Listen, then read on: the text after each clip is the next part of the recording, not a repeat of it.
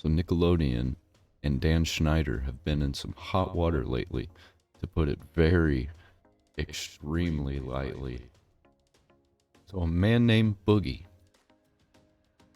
not that Boogie, this Boogie,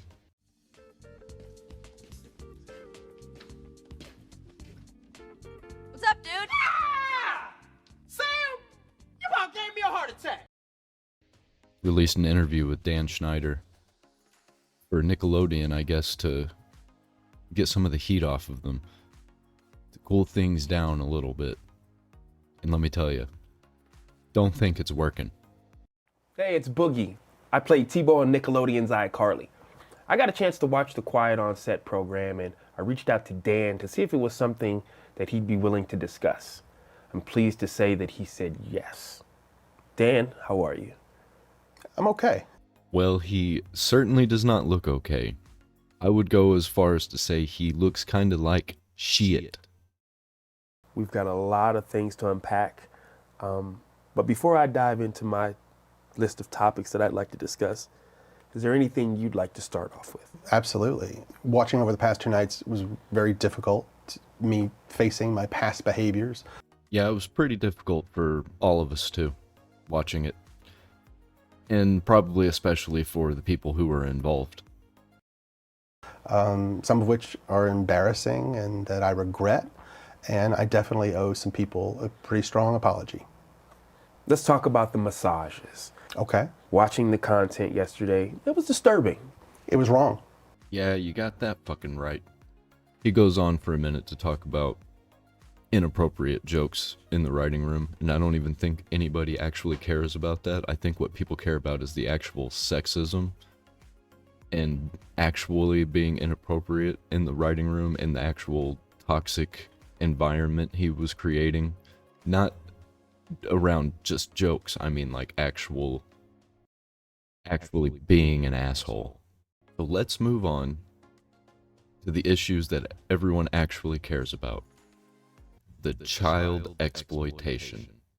Now, you've written hundreds of episodes. Thousands of jokes have been told. Yeah. But currently where we are, Uh-huh. some people think that some of those jokes are inappropriate for children. What do you think of that? I think that Dan isn't actually a sexual predator. I think that he just exploits children in order to make money and gain power. And he says that outright. It's to get more eyes on it and to get more people watching. He knows humans are sexual creatures, so he uses it to his advantage with children, knowing children will be watching because they're going through puberty, the most weirdly sexual time of their lives, for money.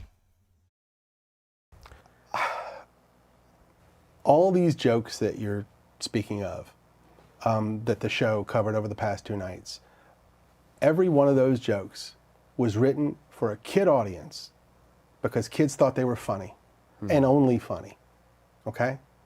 Now we have some adults looking back at them 20 years later through their lens, and they're looking at them and they're saying, oh, I don't think that's appropriate for a kid show. And I have no problem with that. If that's how anyone feels, let's cut those jokes out of the show, just like I would have done 20 years ago or 25 years ago. Or here's a wild and crazy idea. Don't make sexual jokes around kids or using kids. I cut it. I want my shows to be popular. I want everyone to like. The more people who like the shows, the happier I am. Yeah. So if there's anything in a show that needs to be cut because it's upsetting somebody, let's cut it. So I think it's big for you to say with your work, if it's viewed as that today, you don't have a problem. Cut it. Cut it. I mean, that's a solution. The last thing I want to ever do Yeah. is put any content in a show that's going to upset my audience and make them want to turn off the TV. Why would I ever want to do that? That makes sense. So right here is where Boogie really starts to go in on defending Dan Schneider for some reason, and it's just obvious that this was scripted, not literally written down on a script. It's just they knew all the talking points they were going to go over, trying to clear Dan's name, trying to get him to apologize and get him uncanceled Not gonna happen. Dude deserves jail. I want to give you an opportunity to kind of elaborate on something. Okay.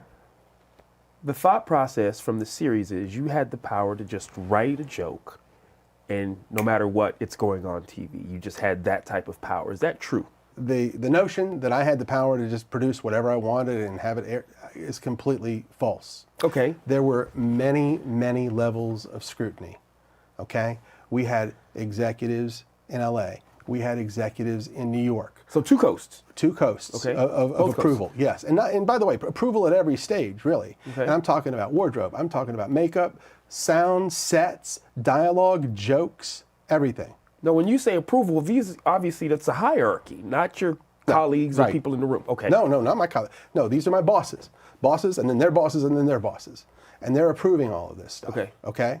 And we're also shooting it in front of all sorts of adults and caregivers and the set teacher and the families. Everybody's watching it. And if anybody had said anything, hey, we don't like that, that's not appropriate, then it would have been cut out. Now, I'm gonna push back a little bit Sure. because the series painted you in this way that you were just the guy that was doing what he wanted, and people were afraid to confront you about things. So say, just humor me, say that was the case. What would have been the ultimate way to... Okay.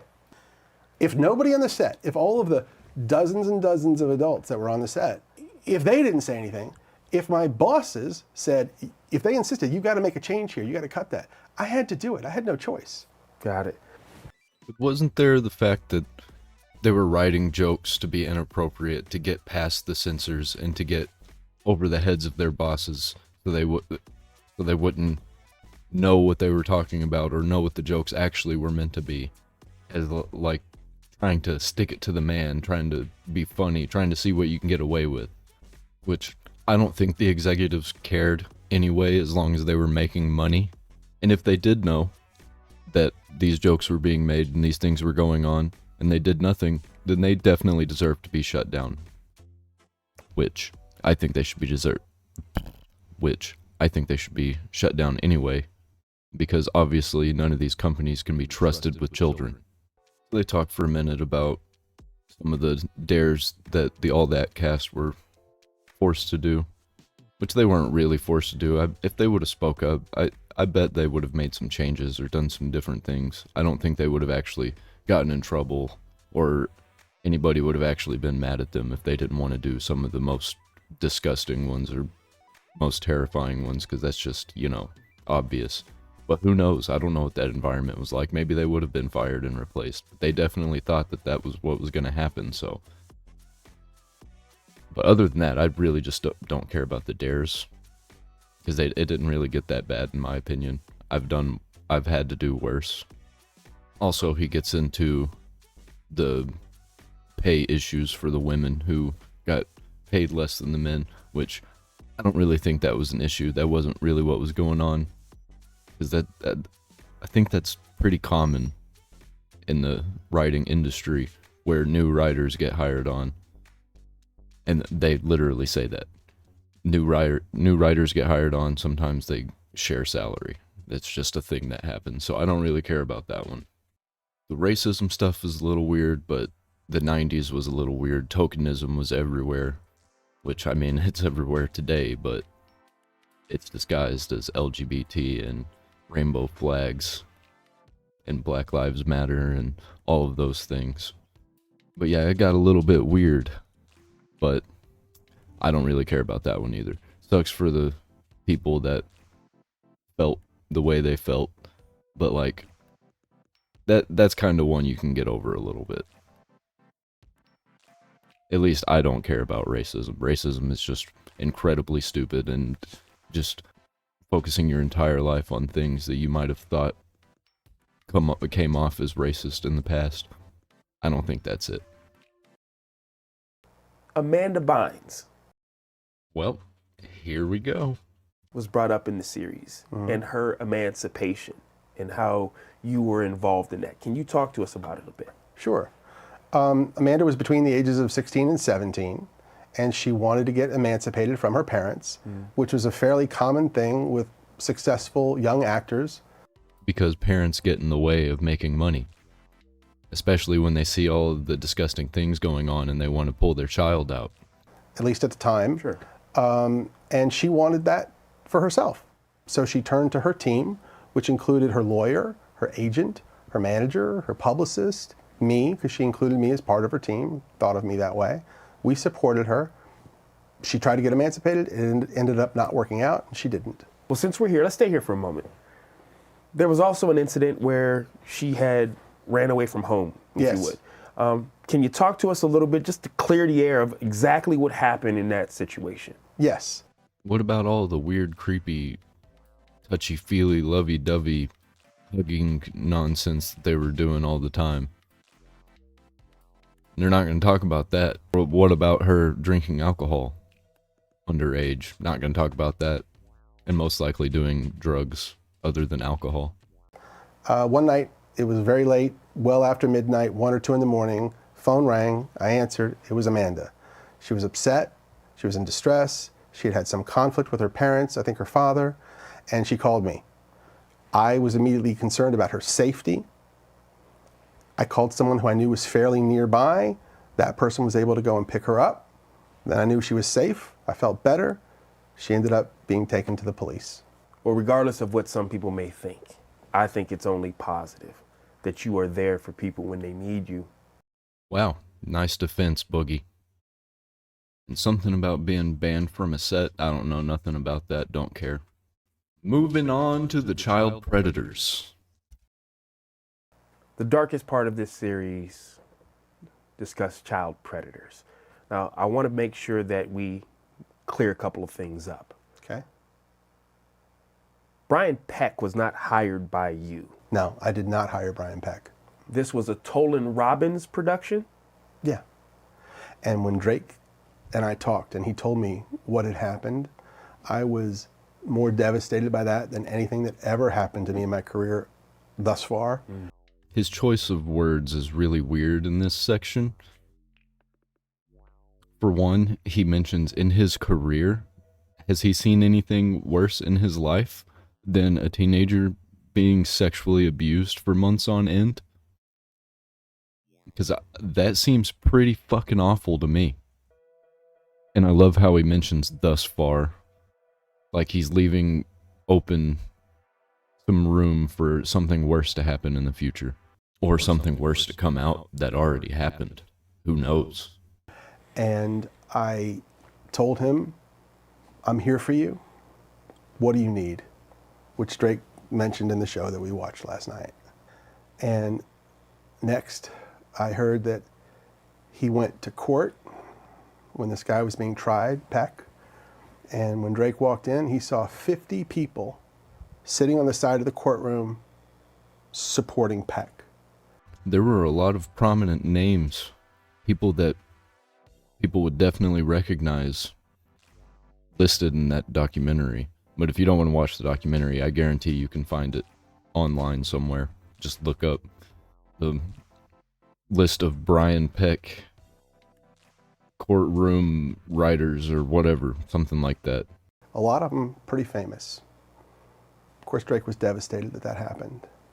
And even more disappointing, 41 of those people wrote letters for Peck, character letters, praising him for who he was and asking for leniency. And they knew that he was guilty. They knew he had confessed to some degree. And they still did this.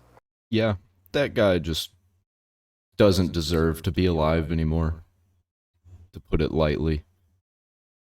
In the most brutal way imaginable.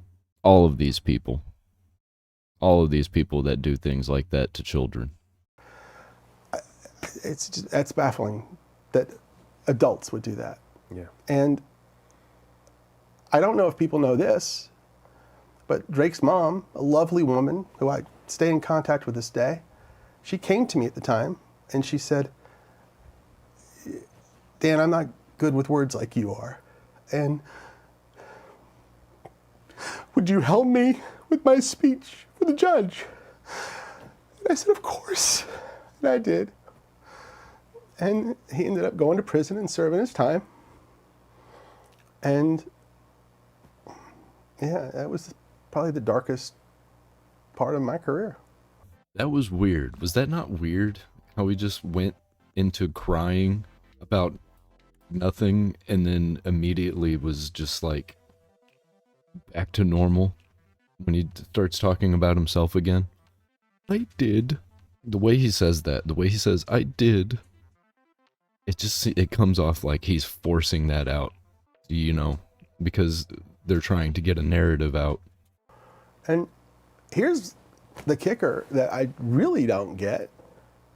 After he got out of prison and was, to my knowledge, a registered sex offender, he was hired on a Disney Channel show. I don't understand that. I don't understand. Yeah. I appreciate you sharing that, man. Are you okay? You want to take a minute? Yeah, I'm all right. Let's keep going. Yeah? Yeah. Are you okay, Mr. Predator Man who exploited children for money? Okay.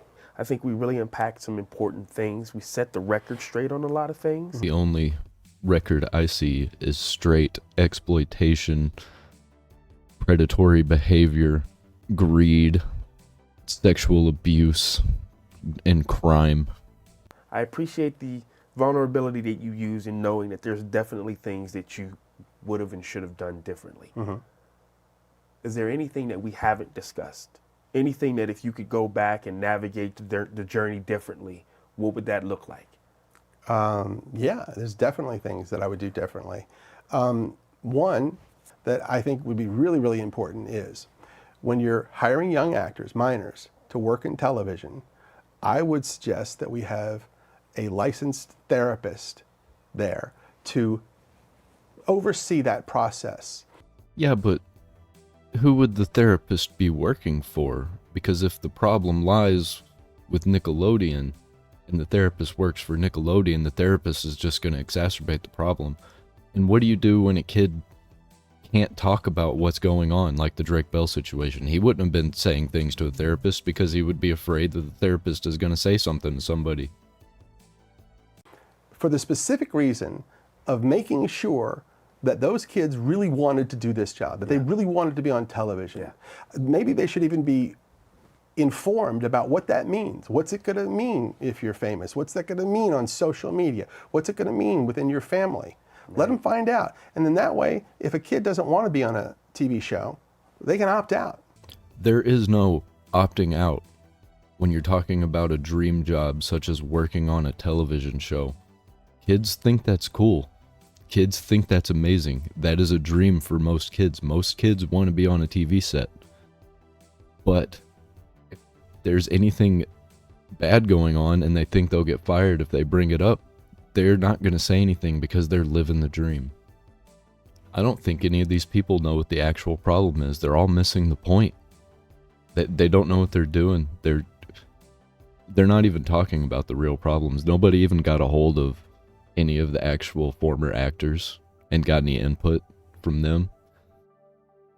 What is Nickelodeon doing? Why are they not getting in touch with these people and trying to reconcile relationships?